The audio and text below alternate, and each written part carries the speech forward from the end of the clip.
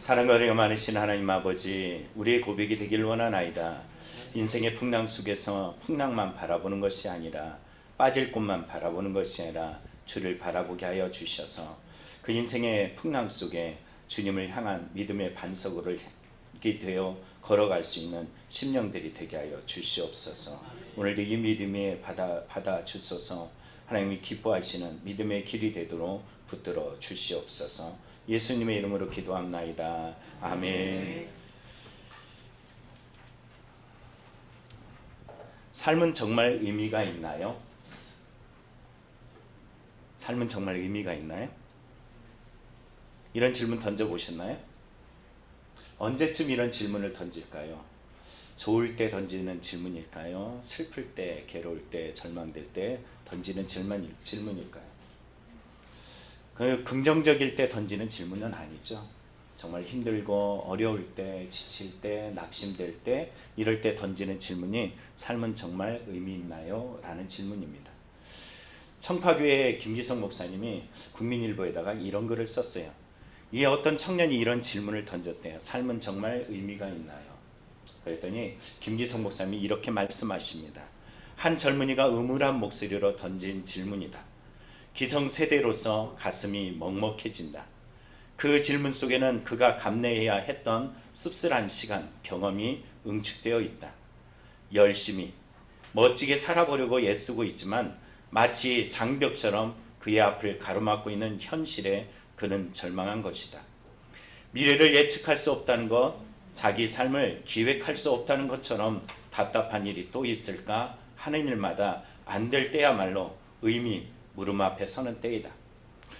인생 속에 우리는 생각해 봅니다. 음울한 소리가 들려오는 때, 음울한 인생의 수많은 환경들이 나를 짓누를 때, 우리 인생이 내 마음대로 되지 않아서 참 씁쓸한 그때, 정말 오늘 우리는 이러한 응축된 말 동일하게 말해요.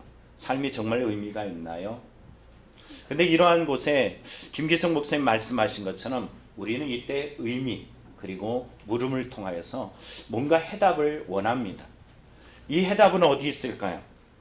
이 해답을 향해서 나아갈 때 우리는 주를 향할 것이냐 아니면 세상을 향할 것이냐 분명한 갈라지는 계기가 되어집니다. 그 계기 속에서 우리는 온전히 발견하면 생명의 길로, 은혜의 길로, 감사의 길로 가겠지만 그러지 않고 질문 속에 멈추고 주저앉아 버린다면 우리 인생은 그 자리가 끝의 자리가 될 수 있습니다. 나는 누구지? 나는 뭘 해야지? 나는 누구일까? 나는 사랑받아도 되는가? 사랑해야 하나?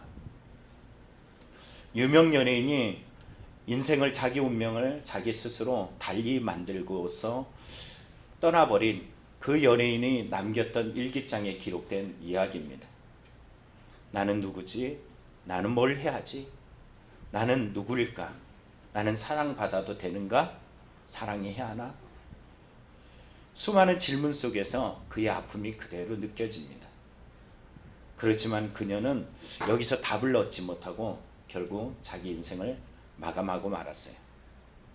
오늘 우리도 수많은 질문 앞에 섭니다. 코로나 앞에서, 또 환경 속에서, 또 육체적인 고통 속에서, 또 경제적인 압박감 속에서 동일한 질문을 던져요. 그런데 오늘 본문을 보다 보면은 21절에 이렇게 말해요. 그들이 가려던 땅에 이르렀더라. 우리는 누구십니까? 왜 이럽니까? 왜 이래야만 합니까? 라는 인생의 풍랑을 만나요. 그러나 오늘 성경 속에 보면은 무사하게, 건강하게, 잘 그들이 가려던 길에 무사하게 도착하는 내용을 담고 있습니다. 이들이 그 길을 갔던 이유, 또 그 길에서 도리어 주님이 떠나버렸던 이유, 오늘 성경 속의 제목은 주님이 찾아오시는 자리라는 제목으로 여러분에게 말씀을 증거하려고 합니다.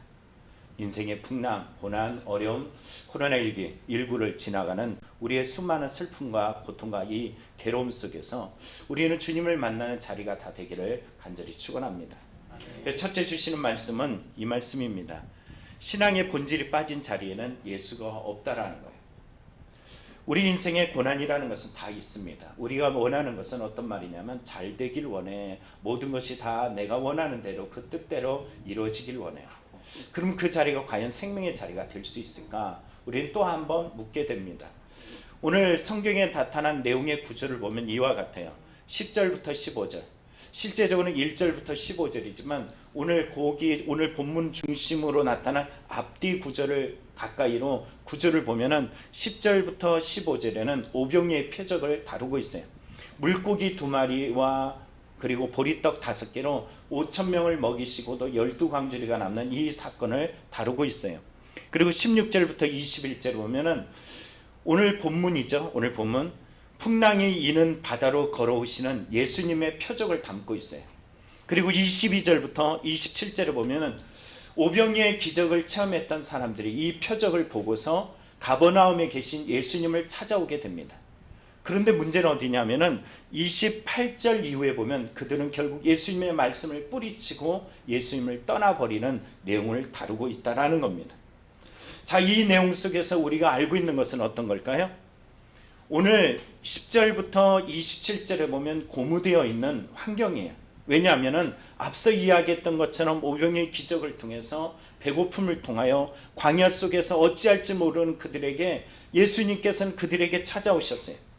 그리고서는 그들이 오병이의 기적을 체험할 때 그들은 어떤 마음이냐면은 그들의 모습 속에 기대감과 흥분이 가득 차 있는 것을 우리는 성경에서 보게 됩니다. 성경 속에 나타난 내용을 보면은 이렇게 말해요. 자, 14절에 보면은 말합니다. 그 사람들이 예수께서 행하신 이 표적을 보고 말하되 이는 참으로 세상에 오실 그 선지자라 하더라. 자, 이 선지자가 어떤 말일까요? 자, 성경에 보면 이 선지자가 어떤 의미인지 요한복음 1장에서 발견하게 됩니다. 성경에 보면 요한복음 1장에 보면은 예루살렘에 있는 제사장과 레위인들이 세례 요한에게 사람을 보내요.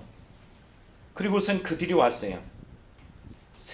예루살렘에 있는 제사장 레위인들이 세례 요한에게 와가지고 묻습니다. 뭐라고 묻냐면은 내가 메시아냐? 그리고선 또 묻기를 아니라 그랬더니 그럼 내가 엘리야냐? 아니라 또 물었더니 또 이렇게 해요. 내가 그 선지자냐? 이 내가 그 선지자는 말은 어떤 말일까요? 성경에 보면 신명기 18장 15절에 모세는 이렇게 말해요. 너희를 위하여 나와 같은 선지자 하나를 일으키리니. 곧 이 말도 어떤 말일까요? 메시아를 예고한 내용입니다. 그러니까 세례 요한을 보면서 예루살렘에 있는 종교 지도자들은 야, 네가 메시아야? 이렇게 묻는 거예요. 네가 오실 그이야? 이런 질문을 던지고 있는 것입니다. 오늘 성경 속에 오병이의 기적을 체험했을 때 사람들의 눈에 비춰진 예수님은 누구일까요? 당신이 바로 그 선지자, 그 메시아가 아니겠어? 왜? 우리의 삶을, 우리의 인생을 이 광야 속에서 굶주리는 삶에 체험이 되었기 때문이지 않겠어? 라고 이야기를 해요. 그런데 불구하고 성경에 보면은 참 의아한 내용을 담고 있습니다. 이런 기적을 일으키셨던 예수님이 떠나버려요. 요한복음 6장 15절에 보면 다시 혼자 산으로 떠나가시니라. 예수님 그들을 떠나셨어요. 왜 떠나셨는지 성경은 앞을 말해요. 자기를 억지로 붙들어 임금으로 삼으려 했다는 거예요. 메시아, 나를 구원하신 주님, 나를 이끌어 주신 주님, 나의 생명을 주장하실 주님, 이렇게 보지 않고 그들은 예수를 임금으로 삼으려 했습니다. 이 임금이 어떤 의미일까요? 그냥 단지 생활 속에 나의 배고픔 속에 인생의 주림 속에 채워줄 나의 욕망을 대신할 바로 대상, 내가 필요로 할 때 언제나 나의 필요를 채워줄 대상으로 바라봤던 것이. 그래서 예수님은 그들이 자기를 억지로라는 것은 예수님이 원하지 않는 거예요. 전혀 예수님은 이런 것을 의도하지 않았다라는 거예요. 이 배고픔 속에, 이 힘든 속에, 이 절망 속에, 이 광야 속에서 예수님이 그들에게 오신 이유는 내가 정말로 너희의 구원자야, 하나님의 약속한 그 성경에 기록한 메시아야, 너희를 구원하기 위해 왔어 라는 이 본질적인 예수가 누구냐라는 것을 대답하길 원하셨는데, 이들은 단지 생활에 먹고 살고 원하는 것, 나의 인생의 어떤 문제를 해결하는 어떤 진이 같은 대상, 이런 것으로 억지로 왕으로 삼으려 했다라는 거예요. 그래서 예수님은 그들을 떠나버립니다. 여러분, 오늘도 우리의 눈은 어떤 눈으로, 어떤 시선으로 예수님을 향하고 있는지 모르겠어요. 내가 원하는 것이 내 마음대로 되지 않을 때, 예수님을 만나보는 그 자리에서 내 인생이 어느 날 내 마음대로 내 뜻대로 다 됐으면 좋겠어 해서 그 어떤 일이 이루어졌을 때, 과연 그분이 나의 주님이야, 과연 주님은 나를 붙들어 주셔, 과연 주님은 나에게 복을 주셔, 이런 대상으로 삼는다면은 주님은 어떻게 할까요? 떠나버리세요. 다시 말하면 나의 인생의 오병이의 기적을 체험한 것으로 만족한다 그러면은 그 예수는 나의 곁에 있지 않습니다. 그런 자리로 예수님은 본질, 당신을 드러내길 원하셨어요. 여러분의 인생에 어떤 고난을 만나고 슬픔을 만나고 광야를 만나고 주림을 만나고 슬픔을 만났을 때 내 눈물을 닦아주시고 나의 배고픔과 나의 인생에 이 갈망하고 갈증하는 요소들을, 이 문제를 해결해 주셨을 때 과연 예수님이 누구시지? 이런 질문이 아니라 나의 욕구를 위해서, 나의 욕망을 위해서 저 예수가 필요해, 나의 왕으로 필요해, 이런다면은 그것은 가짜 신앙이라는 거예요. 고린도후서 11장에 보면은 이런 얘기가 나옵니다. 바울 사도가 말해요. 여러 사람이 육신을 따라 자랑하니 나도 자랑하겠노라. 당시 고린도 교회 보면은 바울의 사도성을 의심하는 사람들이 있었어요. 그들은 육신적인 것으로 기준을 삼아서 자신들이 대단한 교사라고 신앙인이라고 자랑했던 사람들이에요.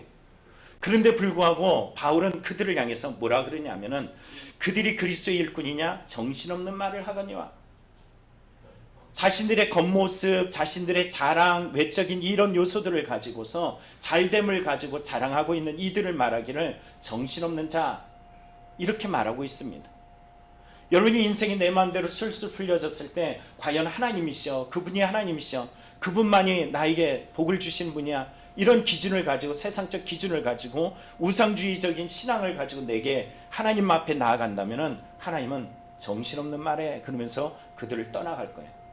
바울은 자신을 자랑하기를 뭐라고 이야기하느냐, 이런 자랑을 해요.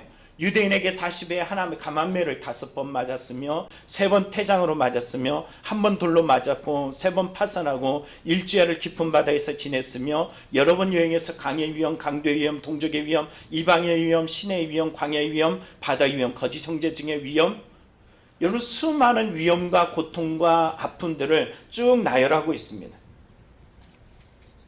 그때 만난 주님이 진짜 주님이에요. 내가 내 마음대로 되지 않는 곳에서, 내 뜻대로 이루어지지 않는 곳에서 만날 수 있는 주님, 그곳에서도 여전히 주님이 주님 되어졌을 때 그분이 진짜 여러분이 만난 주님이 되어주신다는 거예요. 우리는 인생의 풍요로움 속에서 만난 이만 진짜 주님이라고 착각하고 있습니다. 오늘 본문에 보면 인생의 풍요는 다 지나가게 되어 있어요. 이렇게 말하죠. 저물매, 저물매, 옵시야. 이것은 그날 그 화려했던 날들, 그날이 지나가고 둘째 날 저녁, 다시 말하면 곧 그날의 지남을 표현하는 단어예요. 이제 그 한날의 시간은 지나버렸다는 거예요. 이스라엘은 저녁이 되면은 다음 날이 돼요. 아시죠? 우리에게도 마찬가지예요.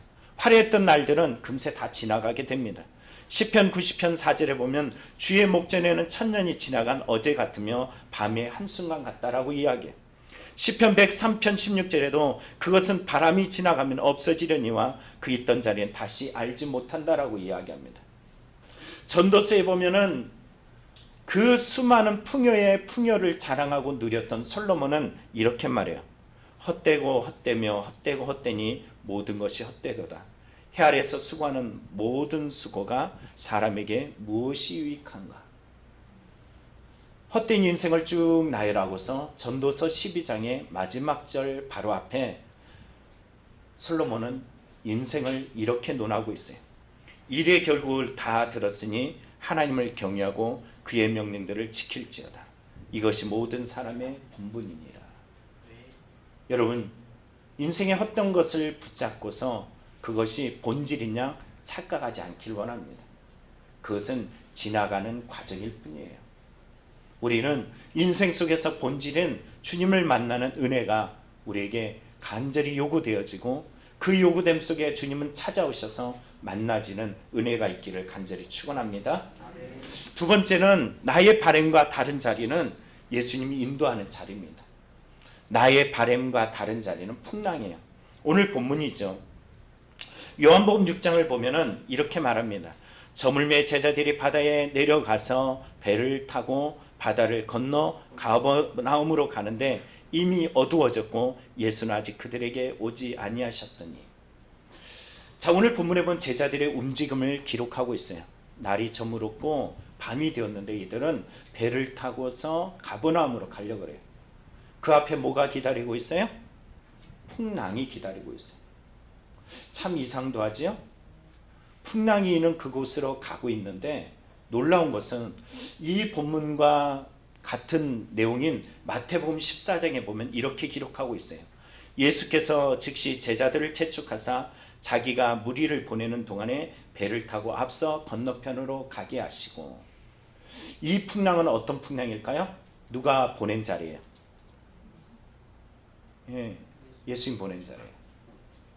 여러분의 삶의 자리에 풍랑을 만나는 자리에 왜 나를 그곳으로 보냅니까? 왜 나를 그곳으로 보냅니까? 이렇게 물어볼지 모르는데 이 풍랑에 이는 이유는 분명한 것이 있어요. 주님이 보내셨다. 왜 나를 이곳에 보내셨습니까? 우리는 말할지 모르겠지만 그곳은 주님이 우리에게 직면하게 하셨다는 거예요. 저도 코로나19 사태 앞에서 요 근래 아주 심각한 고난에 직면하게 되었어요. 다른 것이 아니죠. 특별히 코로나19 앞에서 제가 목사다 보니까는 교회 예배라는 자리를 참 귀하게 생각하는데 예배가 드릴 수 없고, 또 특히 이 돌아가는 이 사회적 분위기를 보면은 교회만을 꼭 집어서 핍박하려는 이런 요소들이 한두 가지가 보여지는 것이 아니에요. 아니, 이 코로나19는 지혜가 있고 능력이 있고 대단해가지고 종교를 따지면서 기독교만 딱 찾아가지고 탁 해서 코로나 병을 걸리게 만들어요. 그렇죠? 그럴 수가 없잖아요. 질병 관리를 하고 있는 질병 관리에 관련된 의사들이나 아니면 이런 감염내과 관련된 의사들은 이게 말도 안 된다라고 얘기를 하잖아요. 우리는 이 말도 안 되는 사회 속에서 기독교라는 신앙을 가지고 있어요. 특히 목사라는 자리에 있다 보니까는 이것이 저에게 아주 심각한 스트레스로 고난으로 다가오게 되었어요. 그러다 보니까 이 문제, 제 마음에 어떤 문제가 있냐면 불평이 생기고 원망이 생기고 짜증이 생기고 제 마음속에 설교하려고 준비하려면은 마음이 막 흔들흔들 거리는 거예요. 이 어쩌면 좋은가 어쩌면 좋은가 이런 마음속에서 이 분노가 치밀어 오를 때 어느 날 이 문제를 놓고 기도하게 되었어요. 기도하다 보니까는 어떤 마음이 생겼냐면은 야, 지금 너의 이 코로나 인생 속에서 이런 상황 속에 이끌어 가신 이가 누구냐라는 질문 앞에 서게 되었어요. 여러분 뭐라고 대답했을 것 같아요? 너의 인생을 누가 이끌어 가니? 네가 염려 안 될 키가 한 자라도 자랄 수 있겠느냐라고 다가오시는 주님의 음성 앞에 섰을 때 그렇습니다 주님, 주께서 인도하십니다 이렇게 대답할 수밖에 없더라고요. 그 다음에 좀 더 마음의 여유가 생기고 감사가 생기고 내 마음속에 다시 한번 성령 충만함으로 은혜가 채워지는 것을 경험하게 되었습니다. 우리는 쉼없이 주님 신뢰합니다. 주님을 믿습니다. 주님을 의지합니다. 주님만 따라갑니다. 그러지만 내가 원했던 내가 바랬던 일들이 내 마음대로 되지 않을 때 우리는 언제 그 주님을 의지했던 마음들은 다 사라져버리고 내 마음의 감정이 쉼없이 흔들리는 바로 그곳에 서게 돼요. 풍랑 앞에 서 나가는 것은 다름 아니에요. 이 감정이 가장 먼저 흔들려서 감정적 요소가 풍랑으로 내게 아주 심각하게 다가오더라는 거예요. 내 마음대로 되지 않을 때, 내 뜻대로 되지 않을 때 이 감정적 요소가 참 심각하게 우리에게 나를 삼켜버릴 것만 같이 다가옵니다. 성경에 보면 요나 선지자라는 인물이 나옵니다. 요나가 원했던 자기 기준들이 있어요. 그 기준은 다름 아니에요. 나는 니느웨로 가기 싫어. 나는 다시스로 가고 싶어요. 삶의 방향이 분명히 정해져 있어요. 나는 동쪽은 싫어. 난 서쪽으로 갈 거야. 이거예요. 그런데 하나님은 요나가 가고 싶어하는 동쪽인 니느웨가 아니라 서쪽이 아니라 하나님은 동쪽으로 가라고 말씀하셔요. 여러분 이런 인생에 딱 들어섰을 때 동쪽을 선택해야 된다, 서쪽을 선택해야 된다는 이 기로에 섰을 때 내 뜻이 하나님의 뜻과 반대된다면 여러분 어떤 뜻에 순종하겠습니까? 자기 뜻대로 나아가길 원하셔요? 하나님 뜻대로 고난이 있고 문제가 있어도 나는 철저하게 순종하며 따라가겠습니다 하고 결단하면서 내 맘대로 해요. 그렇죠? 주님 뜻대로 하겠습니다. 주님을 믿습니다. 주님이 하시는 일들은 완벽하셔요. 저는 끝까지 신뢰하며 따라가겠습니다 하는데 항상 감정적 요소에 딱 걸려요. 내 뜻 앞에 딱 걸립니다. 그리고서는 나는 동쪽으로 가야 된다는 하나님의 뜻을 반드시 알면서도 우리는 서쪽을 향해서 다시스를 향해요. 하나님의 손길이 닿지 않는 자기 감정의 요소에 복받쳐 올라서 열심으로 달려가요. 그런데 하나님은 이럴 때 그에게 찾아오셔요. 풍랑으로 찾아오셔요. 이 감정이 막 물밀듯 와서 부딪힐 때 하나님이 찾아오셔서 풍랑으로 다가오셔요. 이게 뭘까요? 하나님의 임재하심이에요. 사람들은 이것을 고난이라 그래요. 이걸 사람들은 풍랑이라 그러고 절망이라 그러고 죽게 되었다라고 이야기를 해요. 그런데 바로 그 자리가 주님이 오시는 자리예요. 내가 원하는 내 뜻대로 하고 싶은 대로 그 풍랑이 일지 않고 다시스로 가는 길이 대로와 같이 쫙 펼쳐져서 다 간다면 이건 어떤 걸까요? 자, 로마서에 보면 성경은 이렇게 말합니다. 또한 그들의 마음에 하나님 두기를 싫어하며 하나님께서 그들을 상실한 마음대로 내버려 두사 합당하지 못한 일을 하게 하셨으니. 무슨 말일까요? 하나님이 당신을 드러내셨어요. 당신을 보여주셨어.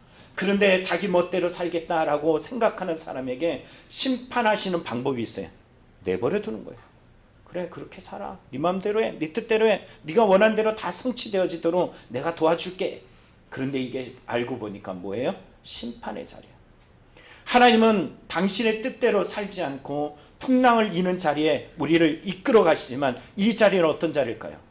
성경이 히브리서 12장 8절에 말합니다. 징계는 다 받는 것이거늘 너희에게 없으면 사생자요 친아들이 아니니. 자, 오늘 성경 속에 12장에 또 히브리서 12장에 말하기를 이런 고난, 이런 풍랑을 말하기를 무릇 징계가 당시에는 즐거워 보이지 않고 슬퍼 보이나 후에 그로 말미암아 연단 받은 자들은 의와 평강의 열매를 맺느니라. 이렇게 말합니다. 요나도 마찬가지죠.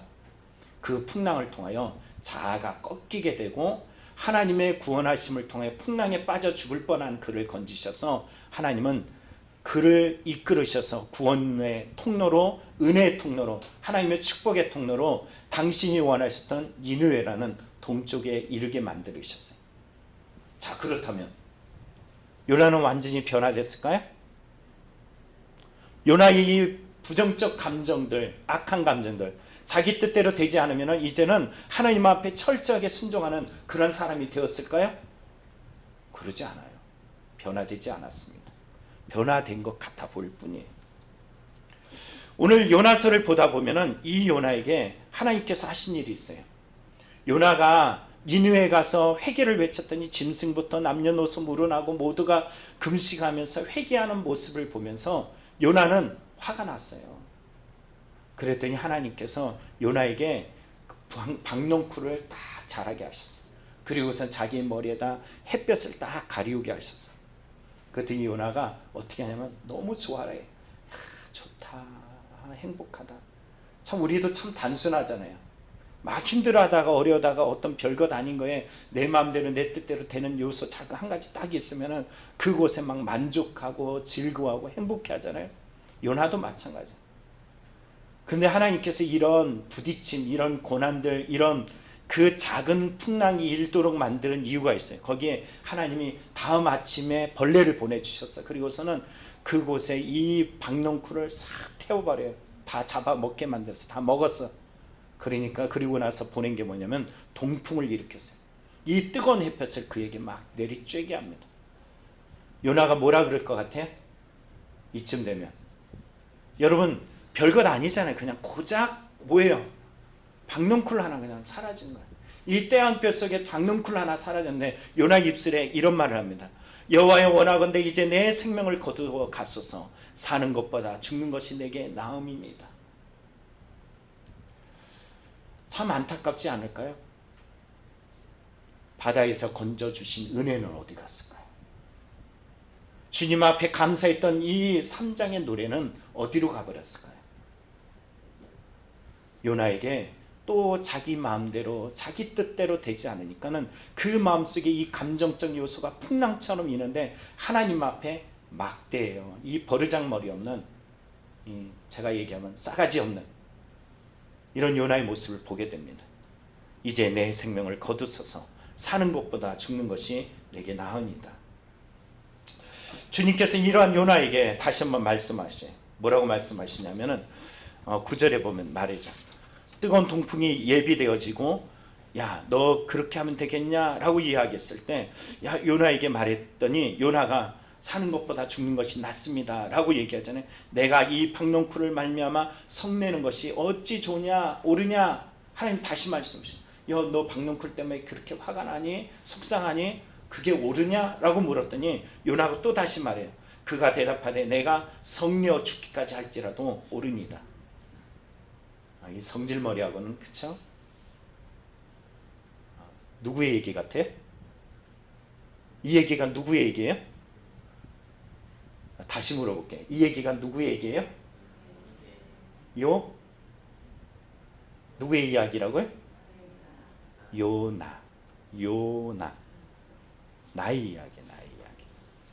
주님이 이런 일들을 하시는 이유는 뭘까요? 결국 나를 만지기 위함이에요.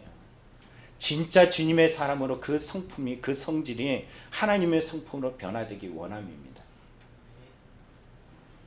제가 처음으로 여러분에게 고백하는 내용이 있어요.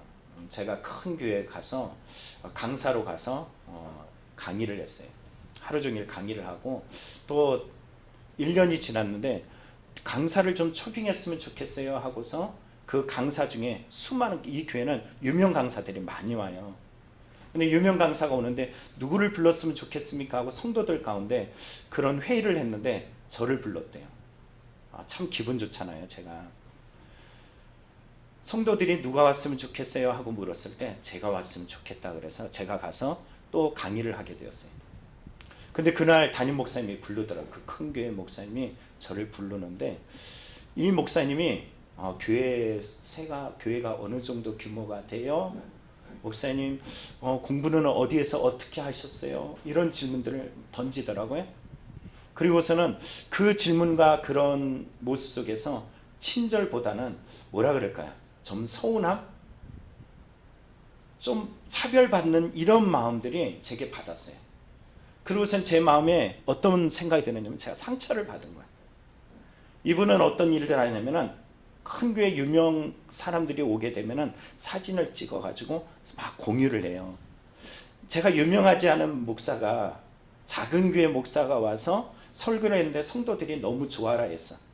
그러니까 목사님이 자존심이 상한 데다가 저의 모습을 가지고서는 전혀 뭐 공개하지도 않았어요. 그리고서는 안 했어요. 이런 거를 차별을 받는 것을 느끼고 나서 저의 마음이 어땠을까요? 기분이 좋았을까요? 아주 짜증스러웠을까요? 짜증스러웠어요. 제 안에 뭐가 있다고요? 요나가 있어요. 그래서 아주 화가 났어요. 그분과의 친구란 말이에요. 가까워요. 그래서 계속 끊임없이 얘기를 하다가 어느 날 제 마음속에 이런 기분 나쁨이 막 일어날 때 제가 기도를 하는데 하나님 앞에 이 문제가 자꾸 걸리는 거예요. 그래서는 기도하는데 마음이 풀려지지가 않아. 그래서 또 기도하고 이게 장시간이 흘렀는데 괜찮았겠지. 그런데 또 이 마음이 또 일어나. 그래서 하나님 앞에 기도하는데 이런 마음을 주시더라고요. 기도하는 중에 이 주신 마음속에 찾아오신 성령의 음성이었어요. 그 목사가 너에게 친절하게 대하고 다른 유명 목사처럼 너를 대우했다면 그 목사는 좋은 목사니? 네가 부족하고 연약할 때 너에게 최고의 대우를 해줬다면 그 목사는 너에게도 최고의 목사가 되는 거니? 저는 많은 것을 깨닫게 되었어요.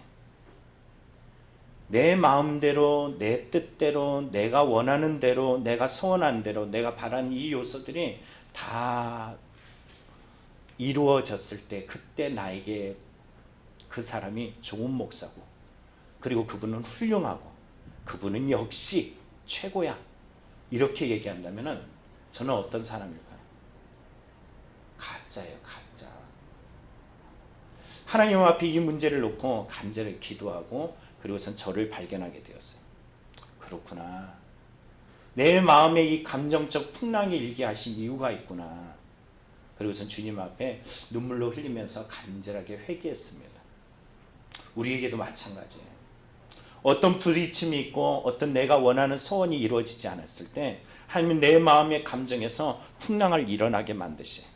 그 별것 아닌 그 박농쿨을 싹 제거해 주셔요. 야, 네가 화내면 어쩌느냐. 그렇게 하는 것이 옳으냐? 여러분, 그럴 때 주의 음성을 듣길 원합니다. 그리고서는 나의 성품이 그리스도를 닮아가는 은혜의 성품으로 변화되기를 간절히 축원합니다. 세 번째는 풍랑은 주님이 찾아오시는 자리입니다. 원론적인 얘기죠. 풍랑은 주님이 찾아오시는 자리예요. 오늘 18절을 보면 큰 바람이 불어 파도가 일어나더라. 이 파도, 이 풍랑, 우리는 인생에 파도가 오고 풍랑이 이럴 때 첫 번째 하는 일들은 내가 이 문제를 해결하려고 몸부림쳐요. 열심히 막 노를 젓고 노를 져요. 그리고서는 우리는 내 마음대로 내 뜻대로 되지 않고 내 힘이 다 빠지고 나면 그때서야 비로소 찾는 이가 생기죠. 누굴까요? 주여. 가끔가다 우리 성도님들이 보면 주여, 주님 이렇게 얘기해요. 어떤 의미일까요? 내가 할 수 없어요. 나는 불가능해요. 너무 힘들어요. 너무 괴로워요. 이런 의미들이 그 한숨에 주여라는 말에 다 담겨져 있습니다. 그런데 놀라운 것은 오늘 18절, 20절에 이렇게 말합니다. 내니 두려워 말라. 그 풍랑의 자리에서 예수님이 찾아오셔서 말씀하신 내니 두려워하지 말라. 여러분, 삶의 풍랑이라는 자리는 주님이 찾아오시는 자리입니다. 삭개오를 여러분 기억해 보세요. 그에게 돈으로 모든 것이 다 이해가 되고 만족이 되고 그것으로 하나님의 나라를 누릴 수 있다라고 한다면은 삭개오는 과연 그 돌무화과 나무에 올라서 주님을 만날 수 있었을까요? 인생의 마음속에 돈으로도 해결되지 않고 자신의 인생의 수많은 고통의 장애들 앞에서 해결할 수 없다라는 이것을 깨달았을 때 예수님의 음성에 예수님이 오신다라는 그 말에 귀를 기울이고 주님 앞에 나아갈 수 있었어요. 여러분, 수로보니게 여인을 우리는 기억하고 있습니다. 자기가 사랑하는 하나밖에 없는 딸이 귀신 들림 속에서 얼마나 많은 상처를 경험했던지 예수님께서 찾아오셔가지고 그를 외면하고 그를 개라고 이야기하는데도 불구하고 무너지지 않는 만큼 상처에 단련되는 그의 모습 속에서 결국은 주여 그렇습니다. 개도 상에서 주인의 상에서 떨어지는 부스러기를 먹습니다 하면서 예수님의 마음을 품어갈 수 있는 이 큰 마음을 품었을 때 과연 그 딸이 치유되는 놀라운 일들을 경험하게 돼요.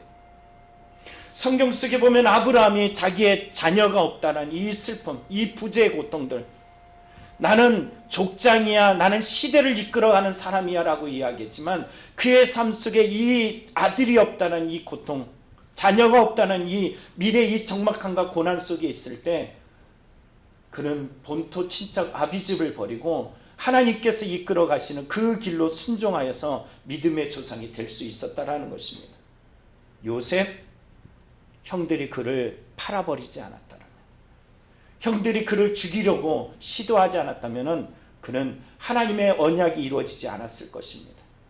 오늘 우리 인생 속에서도 수많은 풍랑의 길로 끊임없이 하나님은 몰아가고 계세요.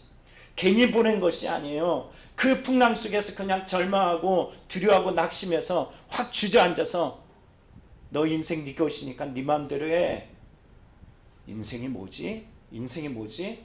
질문하고서 답을 내 안에서 그냥 인간적으로 얻어진다면 나란 존재는 어떤 존재예요? 얼마나 약해요. 풀과 같고 꽃과 같고 아궁이에 던져질 이 인생을 답을 거기서 얻으려 그러면은 답이 없어요.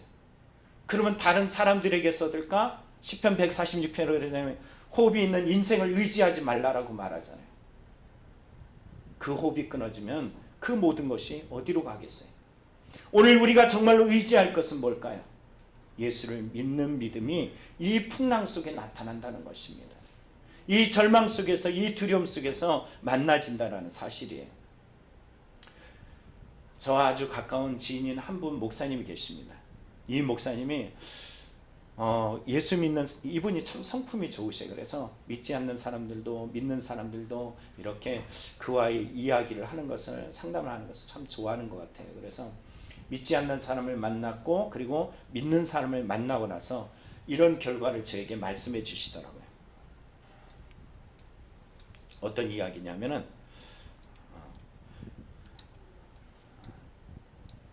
죄송합니다.